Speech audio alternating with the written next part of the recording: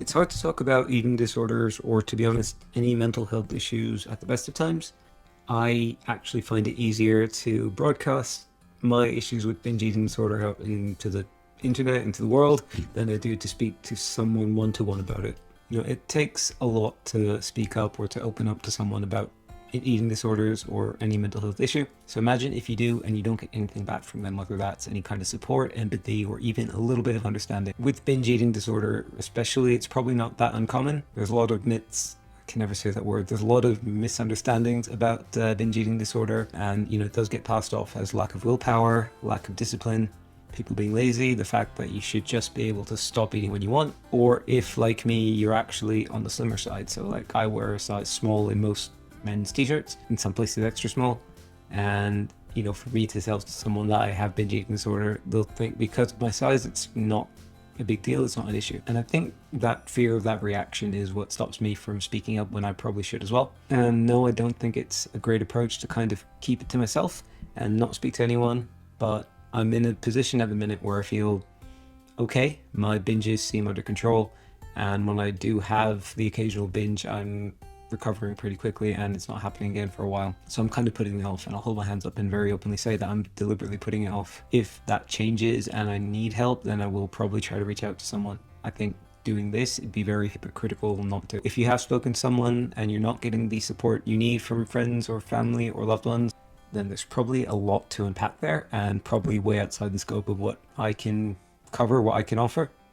But that's a whole big separate issue. What I wanted to talk about here is where you can get help and where you can get support for binge eating disorder if you're not getting support from your friends or family. And that could be whether you've told them and you're not getting support you need from them, or whether you've decided not to speak to them about it. So in either case, first up, and I say this pretty much in every single episode, every single time I speak about binge eating disorder, is speak to a qualified professional. Now, when I say qualified professional, I deliberately leave that wording quite broad, because the person that you want to speak to, it will depend on where you are with binge eating, where you are with your relationship with food. It might be a dietitian, it might be a behavioral therapist, it might be a general practitioner, it might be a psychologist. So, it really depends on where exactly you are, but the first step is, of course, reaching out for that help.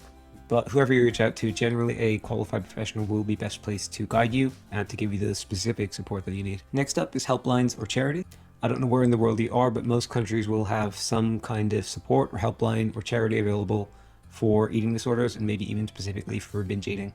Some will be able to put you in touch with a qualified professional, some will be able to offer you a sympathetic ear to listen. I can't comment on what specific help is available in other countries, but I know in the UK we've got Overeaters Anonymous, we've got the National Centre for Eating Disorders, and we've got BEAT, which is beateatingdisorders.org.uk. And they have a lot of information on the website, not only on binge eating, but on all eating disorders as well. And they have a great support line available. Next up, I was kind of reluctant to include it, but I feel like it's worth including, and that is actually social media. Now, the internet generally is an awful place to get any kind of advice or information, and there's so much bad advice out there and so much misinformation out there. And that's why whenever you hear me speak, I will always talk about speaking to a qualified professional first.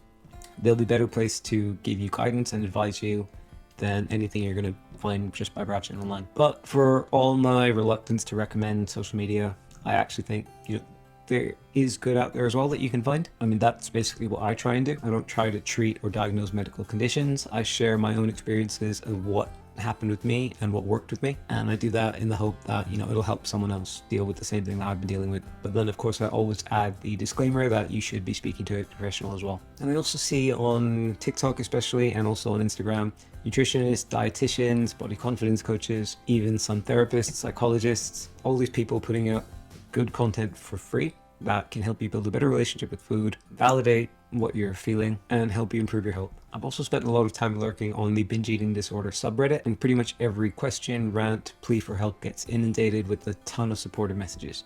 It could just be that the moderators are very good with filtering out or removing unhelpful messages, but it's probably one of the most positive communities I've seen for binge eating. And lastly, if you're not getting help from friends or family, that just might mean you have to put more faith in yourself. The fact that you're aware of an eating disorder, the fact that you're taking steps to get help, the fact that you're taking steps to overcome it, it's all a sign of strength. So maybe you're stronger than you think you are. All of the things that I suggested, they still require those steps from you. So don't undersell yourself. Even if you don't have friends or family by your side helping you battle whatever you're battling, don't tell yourself that you can't do it. It might be harder, it might take longer, but you've already shown the strength to get started, and maybe at some point you thought you couldn't even do that. So don't tell yourself that you don't have the strength to finish that journey.